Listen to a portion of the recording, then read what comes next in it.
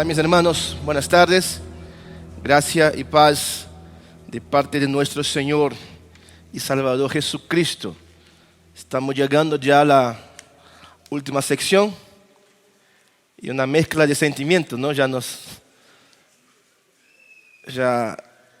sentimos, esperé tanto por este día, desde la invitación hasta el preparo, arreglar las cosas en Brasil para poder venir tranquilo, porque tengo 2 hijos, una esposa, un trabajo allá, una iglesia, y tenía que arreglar todo para dejar todo tranquilo para poder estar aquí con ustedes. Y desde la invitación hasta hoy pasaron algunos meses.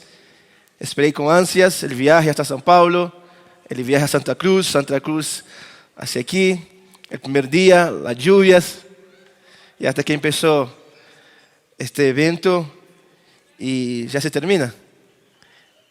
Nos alegramos por todo lo que Dios ha hecho en estos días, todo lo que Dios nos ha hablado, pero también nos entristecemos porque ya se acercan los días de la vuelta, ¿no? Se pasó hoy hace una semana que ya estamos, pero llevo de este evento, vamos a estar más días, por supuesto, vamos a estar domingo, vamos a hacer algunos viajes juntos, pero de este evento ya quiero felicitar a los organizadores. Llevo algunas cosas. Le dije el primer día, uno cuando viene a un país ajeno aprende muchas cosas, y algunas cosas que he visto aquí y quisiera compartir con ustedes, que mucho habló en mi corazón. La manera como ustedes trabajan, una iglesia muy trabajadora, empezando por su pastor. Entonces llevo este recuerdo, esta imagen de la iglesia, de una iglesia muy trabajadora. Estamos aquí, hay gente trabajando allá. Entonces, la comida muy rica, el pampaco, me lo llevo, me recuerdo, el paladar, me voy a acordar y me hace agua en la boca de tan rico que ha sido. Los 2 pastores jóvenes tan capacitados en la palabra, instruidos, serios, íntegros, con su familia. Eso también llevo. Que ustedes tengan pastores jóvenes es un privilegio, así que valórenlo siempre.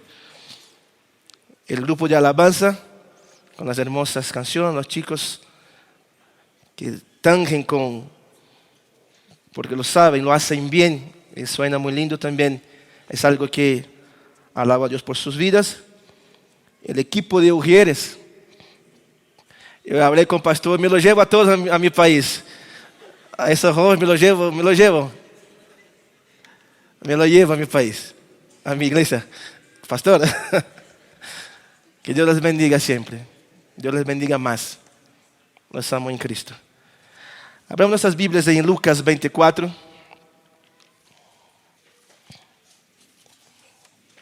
Lucas 24.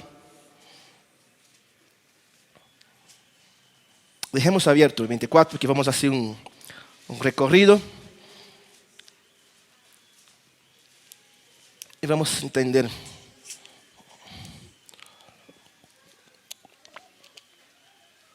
Lucas 24. Abra su Biblia, por favor, y déjala abierta.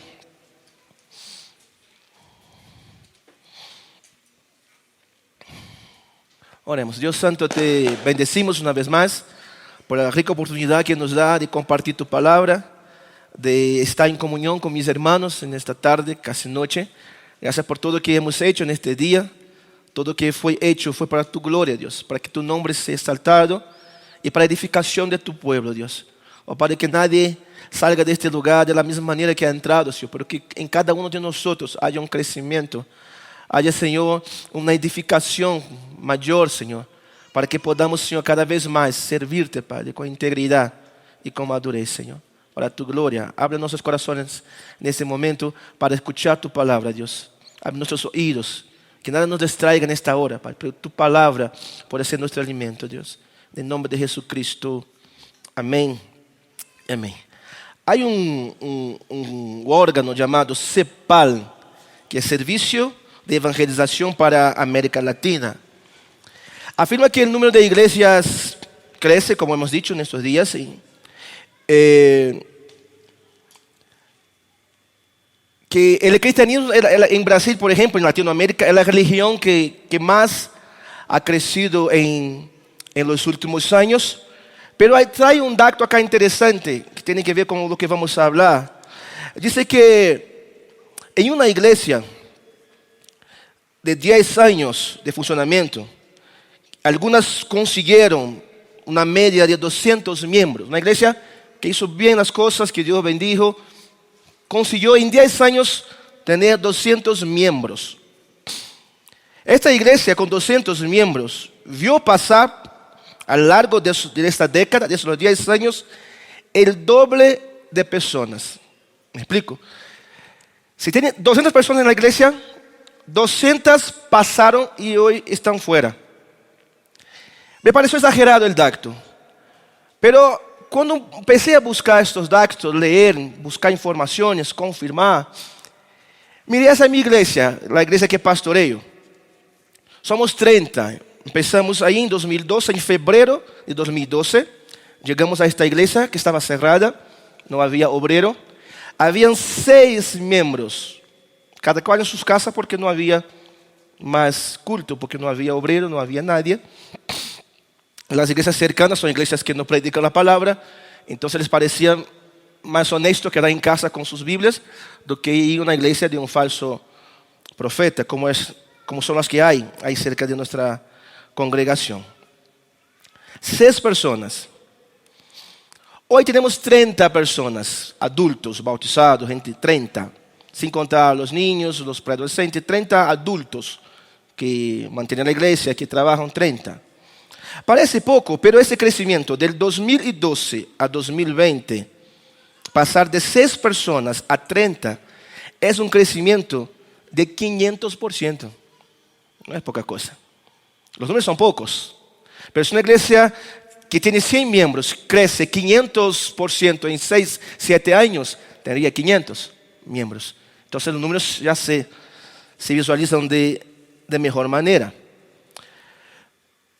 Pero lo que me di cuenta mirando esas 30 personas que caminan con nosotros hoy, hice una lista de personas que estuvieron con nosotros en esos 7 años que hoy no están.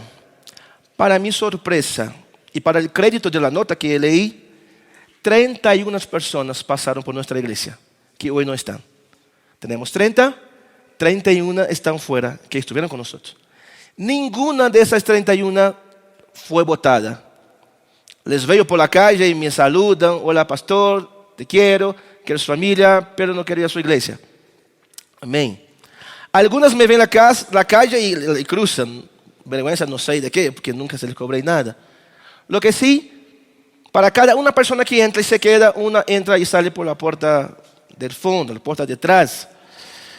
De esas 31 personas que estuvieron con nosotros, 3 de ellas fueron líderes, que estuvieron involucrados, predicaron, me ayudaron. 10 de esas personas, nosotros las bautizamos. Vino del mundo, las bautizamos. 4 ya eran bautizadas y los demás no llegaron a bautizarse, se fueron antes mismo que fueron bautizadas. Para cada cual que entró, uno salió. Y la estadística dice también que 10% de la iglesia, de algunas iglesias, en su mayoría, el 10% está pensando seriamente en salir. Porque no le gusta eso, aquello. Están. A veces no murmuran, pero en sus corazones hay el deseo de quizá no estar. Interesante estos datos. Hablamos de los discípulos, hablamos de no baratear el evangelio, hablamos de qué clase de evangelio queremos pertenecer. ¿El de Simón o el de Felipe? El del espectáculo, de las magias, donde el pastor es el astro, la estrella máxima, ¿no? Yo sé que este púlpito está aquí por cuestión de logística, para que nos vean mejor, pero el pastor es accesible, se baja de acá y habla con todos. En algunos lugares el pastor está así de alto para no tener contacto con la gente, y acá hay una puertita por atrás, termina el culto, o el espectáculo, el show, no sé cómo ellos dicen, el pastor se sale por acá, hay un túnel, está su autazo, cierra su auto y se va hasta el próximo servicio. Estrellas, estrellas. ¿Qué clase de evangelio queremos? El de Felipe, que mientras algunos hacen su show, hacen sus payasadas, predica la palabra, predica el evangelio del reino, sin apodos, sin apellidos, de prosperidad, de la vanidad, hay de todos. El evangelio del reino, que fue el que Jesús predicó, sus apóstoles predicaron, los reformadores predicaron, y hoy tenemos el privilegio de tener iglesias como esta que predican el evangelio del reino. El evangelio de Lucas es conocido como uno de los sinópticos. Esa expresión interesante, porque sinóptico, más fácil, ¿no? De anteojo, de óptica, una visión óptica, de ver. Y ese sin, de sincronizar, de sinergismo, de estar junto. Entonces, sinópticos son los evangelios que están juntos. Aún no habla del evangelio de Mateo, de Marcos, de Lucas, de Juan, pero el evangelio de Jesucristo. El evangelio de Jesús según Marcos, según contado, comentado por estos. Algunos tienen algunas diferencias, pero que no contradicen. Por el contrario, le dan más crédito. Porque son fuentes distintas. Por ejemplo, Lucas no anduvo con Jesús, pero hizo una acurada investigación. No pesquisa, como dice ayer. Pesquisa en portugués. Hizo una investigación. Y las informaciones como que a veces se contradicen, no contradicen, como no baten en los detalles. Por ejemplo, se comento, hubo un accidente en la esquina. Yo desde acá, estou acá arriba e veio que houve um acidente. Eu vou dizer, houve um acidente. Esse é meu relato de César. Jeremías está a 100 metros do acidente. Vai dizer, houve um acidente que involucrou duas pessoas. O mesmo relato de Jeremías. O mesmo verdadeiro? Sim, de Jeremías também. E Alfredo está ao lado. Houve um acidente, duas pessoas involucradas e um de eles vindo a falecer. Entonces, esas son las diferencias que hay en los evangelios. Las informaciones, unas más precisas, otras no tantas, pero hablan de la misma cosa y no se contradicen entre sí. Y Lucas, sabemos, hablamos algunas veces, va a hablar ahora de los últimos relatos. Estas son las últimas historias de los dos discípulos a camino de Emaús. Esas son las últimas narrativas. Marcos también habla sobre este episodio, pero Marcos es mucho más reducido, habla muy poco. Lucas investigó más, Lucas tiene más contenido, más historia para contar. Marcos aumentó, pero que por alto. Está en Marcos 16, 12 a 13. Pero Lucas, el que más habló, dio más detalles. Emaús es una expresión hebraica que significa Hamad, que significa fuente de aguas calientes.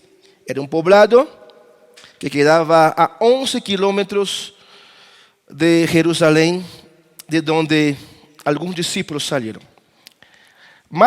Lucas 24, 28 a 35, vamos a leer después, pero antes de eso, vamos a entender que acá hay un grupo de discípulos. Sabemos que había los 12 discípulos, pero había un montón de otros más. Había los discípulos de los discípulos, discípulos de los discípulos. Había unas 3 o 4 generaciones de discípulos. Ese discipulado, ¿no? Uno gana uno y gana el otro, y así creció la iglesia. Y esos, versículo 13 adelante, vamos a leer. Lucas 24, del 13. Acá hay una vuelta frustrada y una charla. El 13 al 15. Y aquí 2 de ellos iban el mismo día a una aldea llamada Emaús, que estaba a 60 estadios. 60 estadios, 11 kilómetros de Jerusalén. E iban hablando entre sí de todas aquellas cosas que habían acontecido. Sucedió que mientras hablaban y discutían entre sí, Jesús mismo se acercó y caminaba con ellos. Es como que están hablando, charlando, un viaje a pie, con animales, caminando, yendo de Jerusalén a Emaús. Pero es importante entender aquí que hay una frustración muy grande. ¿Qué pasó en esos días? ¿Qué había pasado? La muerte de Jesús. Él había sido crucificado y muchos de esos discípulos se sentían como huérfanos, quizás un poco defraudados. Algunos no entendían bien lo que estaba pasando. Entonces, como que ha muerto Jesús. Jesús, donde iba, arrastraba a sus discípulos con él. Algunos habían dejado todo para seguirle a Jesús. Algunos dejaron sus familias. Algunos dejaron sus bienes, sus negocios, para seguirle a Jesús. Porque veían en él algo especial, algo distinto, palabras de vida. Encontraban en él apoyo, amor, seguridad. Y Jesús ya no estaba con ellos. Jesús había muerto. Entonces, la primera cosa que vemos, una vuelta frustrada y una charla. 16 y 17. Mas a los ojos de ellos estaban velados para que no lo conocieran. Y les dijo: ¿qué practicáis? ¿Qué pláticas son estas que tenéis entre vosotros mientras camináis? ¿Y por qué estáis tristes? Aquí ellos no reconocen a Jesús. Entendamos eso. Un camino, un viaje. Jesús se le aparece de la nada, caminando en cuerpo de hombre, no como un ángel, no volando, no con luz, un hombre. Y va caminando con ellos y pregunta: Jesús, ¿qué pasa? ¿Qué platicáis? ¿Qué están hablando? ¿Cuál es el contenido de esta charla? ¿Y por qué están tan tristes? Quizás en sus rostros, quizás morado de tanto llorar, quizás la voz quebrada. Lo que sí, Jesús se dio cuenta que ellos estaban tristes. Y pregunta: ¿qué les pasa? ¿Qué están hablando? ¿Y por qué están tristes?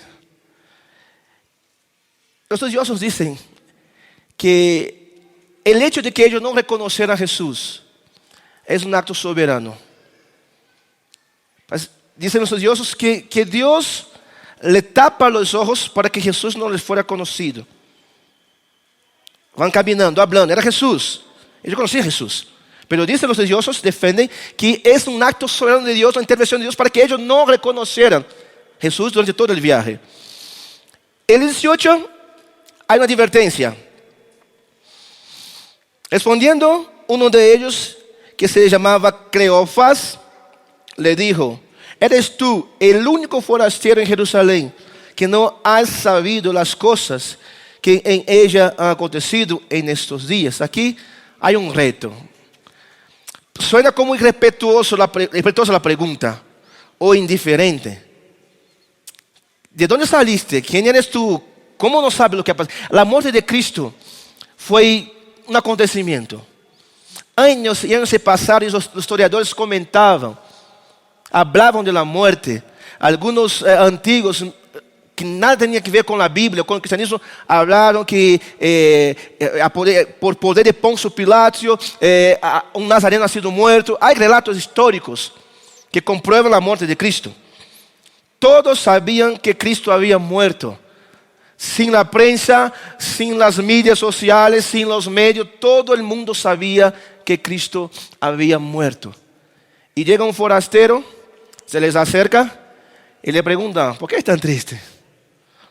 Es como que uno va a un sepultamento, donde todos tristes, llorando. ¿Qué pasó aquí? ¿Por qué están llorando? Suena como respetuoso. ¿Qué pasó acá? No sé. ¿Por qué lloran? Suena respetuoso. Y salta uno de ellos, Cleofas, medio que se enoja y se detiene la caminata y medio que como que le pega por el brazo. ¿Qué te pasa? ¿No estás burlando que eres el único que no sabe lo que pasó? Pero se calma un poco. 19:20.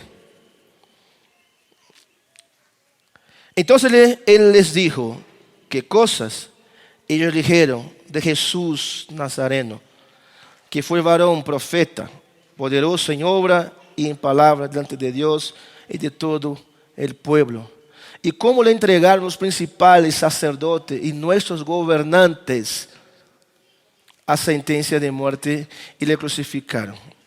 Aquí, este ímpetu del versículo anterior, de qué te pasa, cómo no saber lo que está pasando, como que le quebra otra vez.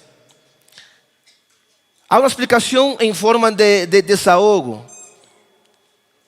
¿Cuáles son las preguntas? Y dice, no, el nazareno, varón, profeta, poderoso en obras, palabras, delante de Dios. Y los principales sacerdotes y nuestras autoridades lo entregaron, lo condenaron a muerte y lo crucificaron. Acá pasó algo que el pastor Jeremías dijo ayer. ¿Quién no quería a Jesús?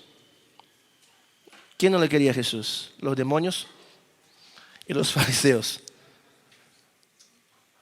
Las autoridades religiosas, los que predicaban la paz, el amor, aquí incentivando la muerte, de forma injusta.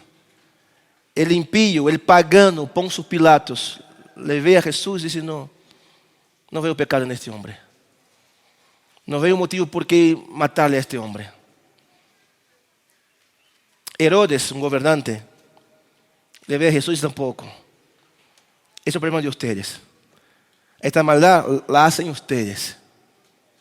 Y le devuelven a Jesús a los fariseos, a los sumos sacerdotes. Y los discípulos estaban quebrantados por eso. Ellos no les culpan, no dicen que Pilatos mató a Jesús, no dicen eso. Como nuestras autoridades y nuestros gobernantes entregaron a Jesús para ser muerto. El 21 hay un error clásico acá de interpretación de ellos también. El 21. Pero nosotros esperábamos que Él era el que había de redimir a Israel. Y ahora, además de todo esto, hoy es ya el tercer día que esto ha acontecido. Acá hay un error clásico del judío. El judío esperaba al Mesías. Ellos tienen profecía. De la más tierna edad, el más chiquillo de los judíos espera al Mesías. Tiene conciencia del Mesías. Había unos que no creían que Jesús era el Mesías. No creía de una. Pero algunos creyeron que Él era el Mesías. Tú eres el Cristo. Tú eres el Mesías. Él es ungido. Algunos dieron su profesión de fe. Sí, creyeron. Pero no entendieron qué clase de Mesías era. Para muchos, Jesús vendría como un libertador, como un líder político que libraría a su pueblo de la opresión.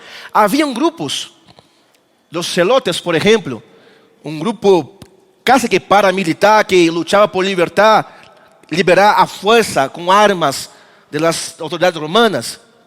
Habían esos grupos y Jesús fue frustrando a mucha gente. Un rebelde, un agitador, un líder. No, Jesús pagaba sus impuestos, respetaba la autoridad, sometía. Un rebelde contra la religión. No, Jesús iba al templo, iba a las fiestas. Y no era político. Y cuando Juan Bautista, por ejemplo, el primo, pariente, el propulsor, el que anunció el camino del Mesías, pero también esperaba un Mesías político. Es tan verdad eso que cuando estaba en la cárcel, envía a sus discípulos, Juan el Bautista, a Jesús. Y pregúntale a Jesús si es el Mesías o tendremos que esperar otro. Estaba frustrado Juan también. Algunos decían, cuando busqué este pasaje, algunos dicen, no, lo que quería Juan era forzar o proporcionar un encuentro de sus discípulos con los discípulos de Jesús. No creí, ¿sabe por qué? Por la respuesta de Jesús. Por la respuesta de Jesús, es dura. Jesús le contesta de forma dura. Dile a Juan que ahora los ciegos ven, los cojos caminan y a los pobres se les ha predicado el Evangelio. La religión por mucho tiempo ha sido un privilegio de las autoridades, de los ricos, de los cleros. Pero Jesús viene a todo, a su pueblo. Iba a los poblados hablando del reino. Entonces, esos discípulos estaban frustrados porque en sus corazones había una esperanza de que este Mesías, este Jesús, sería el que os libraría. Pero ya era el tercer día, y sí, él había muerto. El 25. Hay una respuesta sorprendente de Jesús. Entonces les dijo, Jesús escuchó todo. Si usted tiene una Biblia como la mía, que el que está en rojo son palabras de Jesús, el que está en negrito, palabras de los demás, narración y todo eso.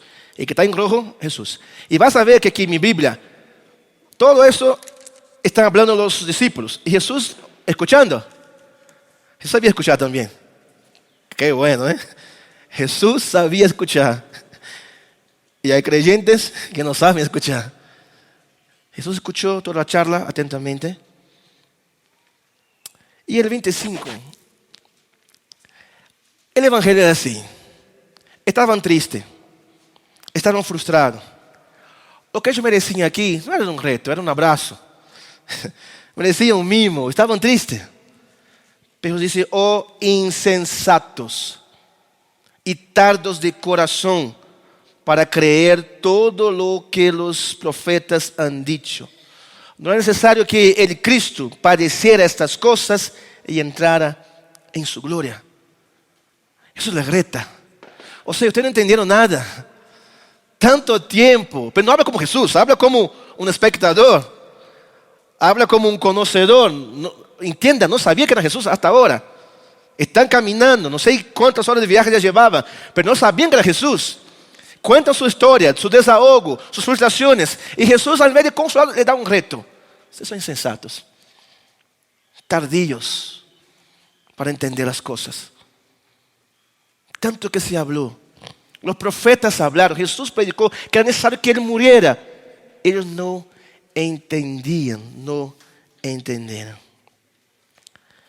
27. Y comenzando desde Moisés y siguiendo por todos los profetas, les declaraba en toda la escritura lo que Él decía. Impresionante que aquí es un forastero. Son los discípulos. Es como si un grupo de cristianos están en un viaje quejándose del país, por ejemplo. Quejándose del país. Porque eso, porque aquello, porque eso, porque aquello. Y se levanta en el colectivo, o en el micro, la flota, no sé cómo ustedes dicen, un profesor de filosofía, que nadie conoce, que no es cristiano, o no se sabe su religión, y empieza a enseñar a estos hermanos. Dice la Biblia de ustedes, que cuando el impío gobierna, el pueblo gime, y más o menos eso. El forastero empieza a enseñarles. ¿Y cómo lo hace? Con las escrituras. Eso es tremendo. Jesús, Dios. Jesús, sabedor de todo. Pero siempre que tiene que habla en las escrituras. No trae revelación nueva, no trae profecías nuevas, no se suelta de las escrituras, hermanos. No salgamos de las escrituras nunca. Jesús no lo hizo. Jesús no lo hizo. El diablo lo tentó. Lo tentó. Él podía decir, te echo diablo. No podía decir, te ato. ¿Cómo le retó al diablo? Con las escrituras. Con las escrituras. La mejor forma de corregir, de enseñar, de quitar las dudas, son las escrituras. La solución siempre está en las escrituras. Ahora quisiera ir a una parte más práctica. Hoy hablamos sobre los discípulos de Jesús. Este viaje es un viaje especial, no es un viaje cualquiera. Somos cristianos que creemos en Cristo. Somos cristianos porque supuestamente nos parecemos con Cristo o a Cristo. Y nuestra vida en esta tierra algunas veces va a ser como de esos discípulos. Nadie está libre de frustraciones, nadie está libre de decepciones, nadie está libre, nadie está libre. Todos estamos expuestos. Lidiamos con personas fallas como nosotros, imperfectos como nosotros. Todos estamos expuestos a eso. Pero la caminada no se detiene. El mundo no se detiene por cuenta de nuestros problemas. La iglesia no para de marchar por cuenta de nuestros problemas personales. Buscad en primer lugar el reino de Dios y su justicia. ¿Y cuál es la promesa? Todas las cosas nos serán añadidas. ¿Sabe cuál es nuestro problema? Muchas de las veces, nuestros problemas, que estamos viviendo, valorando las demás cosas. Cosas buenas. Trabajo, estudio, familia, noviazgo, cosas buenas. Pero que son demás cosas. No son lo más importante para nosotros. Como Jesús dijo, calcule el precio.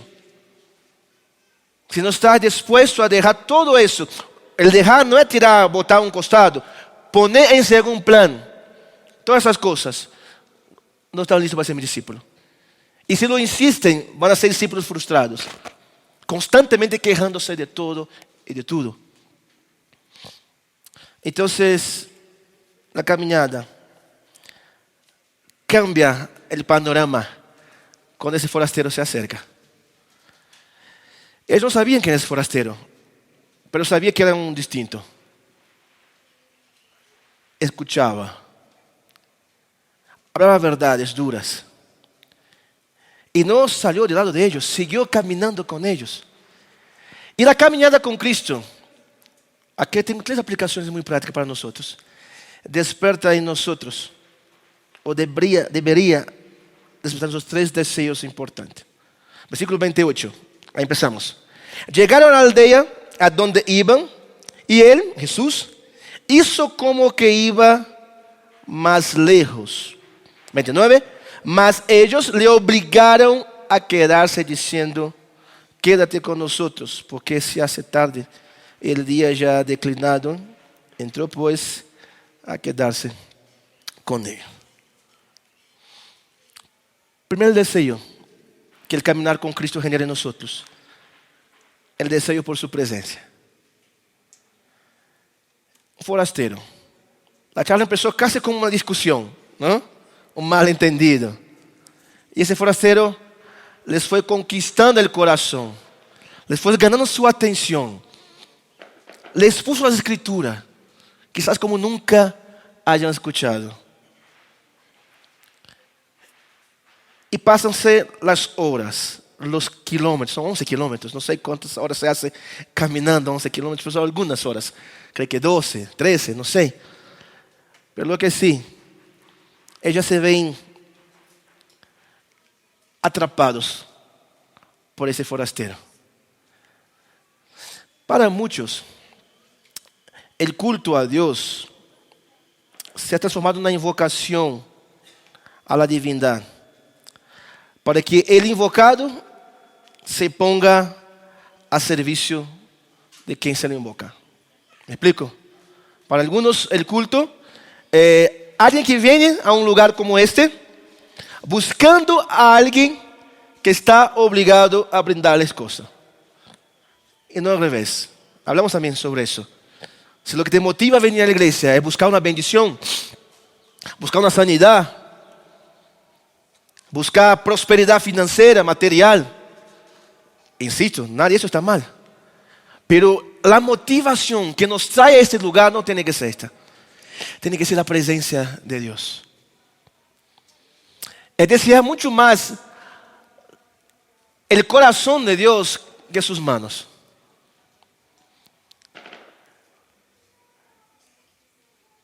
Y estos hombres lo que querían en ese momento es que este forastero quedase con él. Su presencia ya era lo más importante.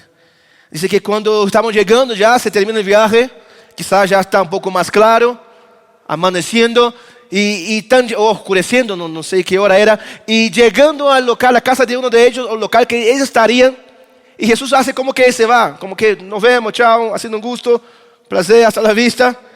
y ellos dicen que le obligaron. No es que pidieron, por favor, ¿podrías quedarte con nosotros? La presencia era tan deseada, fue tan bueno ese encuentro, ha sido tan fuerte, palabras tan buenas a sus corazones, de consuelo, de reto, que hizo con que ellos desearan profundamente su presencia. Como dijo Alfredo, el versículo dice que debemos desear como niños, ¿no? La leche materna. Eso es muy profundo. Yo escuché al pastor Sugel hablando sobre eso en Brasil cuando estuvo ahí, y Leo González estaba traduciendo. Y decía que acá algunos niños, yo soy padre de 2 chiquillos, ¿no? Ya están grandes, pero fueron chiquillos, y siempre fui un padre presente, siempre estuve presente. A la noche me despertaba para darle la gomita, todo, siempre estuve presente. Y los niños, el mío, el de ustedes, en Argentina, Paraguay, cuando tiene hambre, Dios mío, si pudiera te ahorcaba. ¿Viste el escándalo que hacen? Es muy bonito, sí, pero cuando tiene hambre, el escándalo que hacen, despiertan todo el vecindario, ¿no? Gritan, se ponen morados. Y cuando tiene hambre, agarrar un osito, un peluche, y hacer va a seguir gritando. ¿Qué quiere? ¿Qué desea? La leche. No me venga con osito. Y vale una Coca-Cola, no va a querer. Y vale un pampacho, pampaco, no va a querer. Ni a su mamá, poner a caída de su mamá, la foto de su mamá, no va a querer. ¿Qué quiere? Su leche. Deseamos así a Dios. Deseamos así su palabra. Al punto de que nada más nos satisfaga sino su presencia. Deseo que despertó en ellos. Deseo por su presencia. Segundo lugar, versículo 29. Mas ellos le obligaron a quedarse diciendo, quédate con nosotros porque se hace tarde, el día ya has declinado.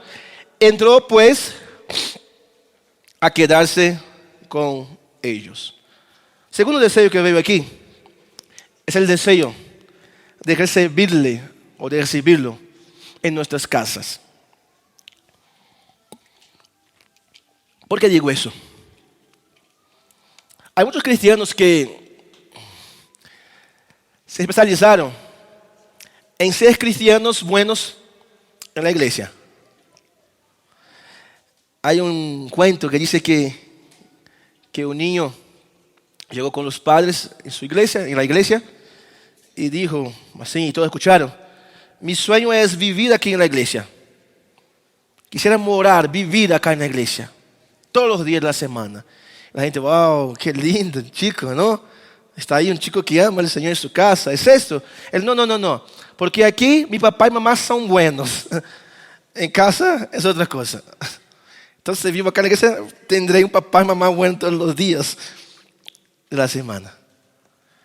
Otro que tuvo la infelicidad de poner en su puerta, en su casa, aquí, esta casa pertenece a Dios, o Dios es dueño de esta casa. Pero esos hermanos peleaban, habían gritos, ollas que volaban, era un escándalo aquella casa. Y supuestamente eran cristianos y que tuvieron la necesidad de poner, esta casa pertenece a Dios. Un vecino muy malo escribió: Dios es el dueño, pero se la alquiló al diablo.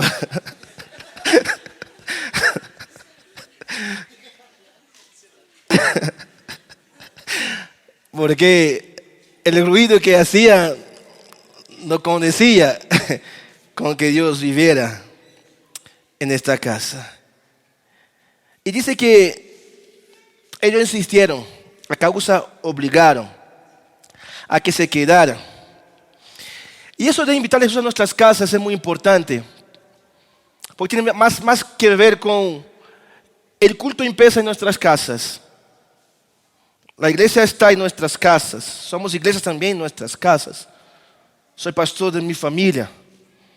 Mis hijos son mis primeras ovejas. Entonces hay que ver esta claridad. Y eso me hace acordar el versículo de Apocalipsis, capítulo 3. Apocalipsis, capítulo 3. Muy conocido el versículo. Apocalipsis, capítulo 3. Versículo 20. Apocalipsis 3, 20. Dice: he aquí, yo estoy a la puerta y llamo. Si alguno oye mi voz y abre la puerta, entraré a él y cenaré con él y él conmigo. Otra vez, he aquí, yo estoy a la puerta y llamo. Si alguno oye mi voz y abre la puerta, entraré a él y cenaré con él y él conmigo. Por mucho tiempo, por muchos años, yo escuché ese versículo para invitar a los pecadores a Cristo, ¿no? Jesús es la puerta del corazón del pecador, golpea, y si el pecador se le antoja, si está bien este día, si está tranquilo, abre la puerta y Jesús entra, y si no quiere, cierra la puerta y Jesús queda afuera. Por mucho tiempo. De hecho, he visto un cuadro que estaba Jesús con un poncho, con frío, con cara de triste, con una lámpara y golpeando la puerta del pecador. Pero si entendemos bien el versículo, es para una iglesia, la Odisea, para cristianos. Y la idea de cenar, entrar en la casa, eso es muy íntimo, es muy íntimo. En nuestros países, Latinoamérica, es más común, ¿no? Un pueblo como de Bolivia, gente querida, gente amable. Llega un forastero, como se en Brasil, donde comen dos, comen tres. Se comparte, ¿no? Se comparte. Pero para el judío, no. Sentarse a la mesa era para los íntimos. Lo que Dios busca aquí es golpear, llamar a la puerta, es a sus hijos. Es buscar una vida de intimidad. El cristiano sí puede vivir una vida de intimidad o vivir una vida como leemos en esos días.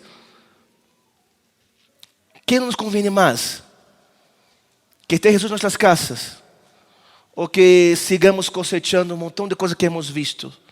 Jóvenes que se alejan del Señor a los 13, 14 años.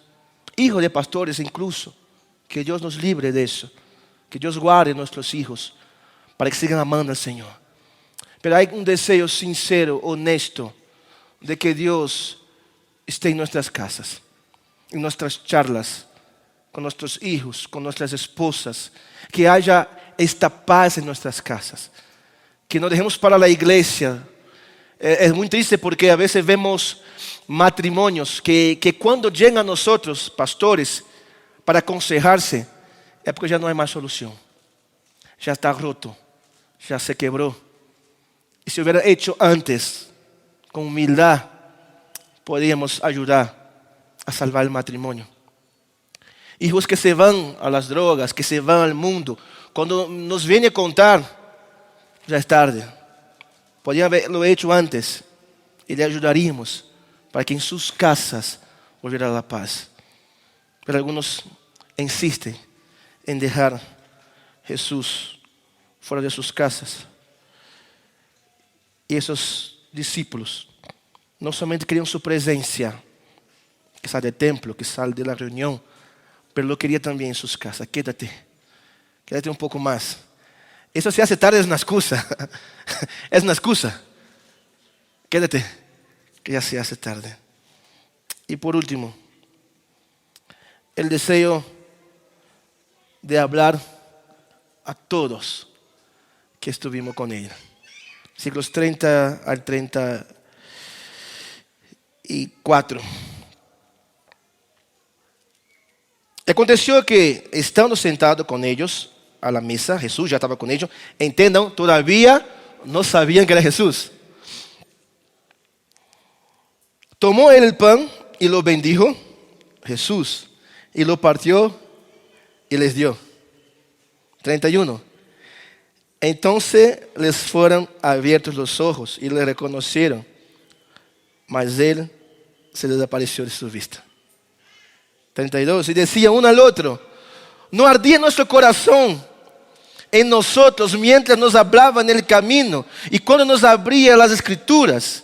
Y levantándose a la misma hora, volver a Jerusalén y hallar a los 11 reunidos y los estaban con ellos.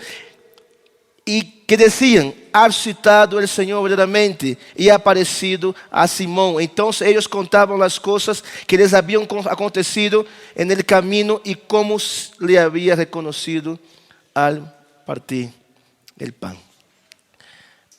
Eso es tremendo. Eso es tremendo. Así como no reconocer a Jesús es un acto soberano, o fue un acto soberano. Un viaje entero. Caminaron. No reconocieron porque estaba oscuro, fue la noche. Ok, pero estaba en la casa ya, en la mesa. Y todavía no lo reconocían Jesús. Es un acto soberano también, dicen los comentaristas. Y así que entre su casa, en la parte más linda, es cuando dice, pero no ardía nuestro corazón cuando le hablaba. No lo conocimos, es verdad. Se nos pasó desapercibido, no dormimos. Es verdad. Pero algo es cierto. Mientras él hablaba, algo sucedía en nuestros corazones. Ardía en nuestros corazones. Cuando Dios nos habla, nuestro corazón tiene que arder. Tiene que arder. No podemos acostumbrarnos con los sermones. No podemos pegar la Biblia y leer como leemos un libro cualquiera. No podemos acostumbrarnos con eso. Tiene que quemar nuestros corazones. Tiene que producir algo en nosotros. No digo algo místico, pero algo que tiene que ver con nuestro espíritu. Que nos haga anhelar más por su presencia. Y acá hay una parte soberana. Dice que cuando él partió el pan y sirvió, se le abrieron los ojos. Pero algo raro acá, cultural también. Jesús es el invitado. Es el invitado. Por primera vez, no se conocían. Y no hay ningún invitado que llegue en casa ajena y que agarre la comida y empiece a servir. Toma, comer, partir. Al revés, ¿no? El que invita es el que sirve. ¿O no? Y si lo hace, está mal. Si vas a tu casa y empieza a servir todo, abrir la heladera, no es bienvenido, bien visto. Aunque no, quede tranquilo en su casa. Aún así, uno ¿no? Pero es que Jesús empezó a servir. Pero estaban tan seducidos, estaban tan convencidos de esos forasteros, que nadie dijo nada. Tomó el pan, lo partió y lo dio. ¿Qué te hace acordar eso? Santa Cena, sí. Pero antes, ¿cómo el pecado entró en el mundo? Eva tomó el fruto, comió y dio a su marido. Tomó y dio. En la Santa Cena, que era una cena común con otras comidas, ellos no comían pan y vino, comían comida. Pero había el pollo, el pampaco, había todo ahí. Y de todo eso agarra el pan. Había Coca-Cola, jugo, de durazno, había todo. Él agarró, no, el vino. Dos símbolos. El pan, que viene de trigo, que antes de ese pan fue pisado, triturado, molido, fue al horno el pan. Y el vino, la sangre que fue derramada.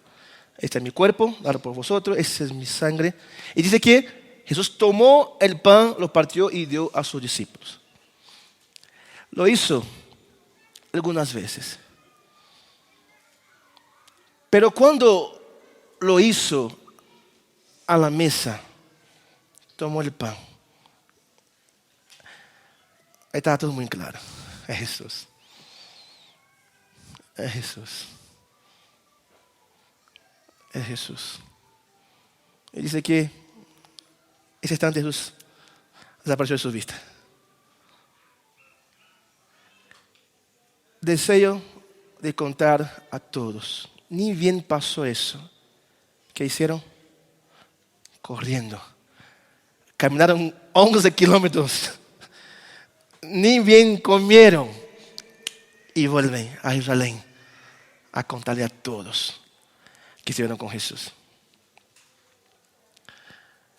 A mí me gusta mucho el fútbol.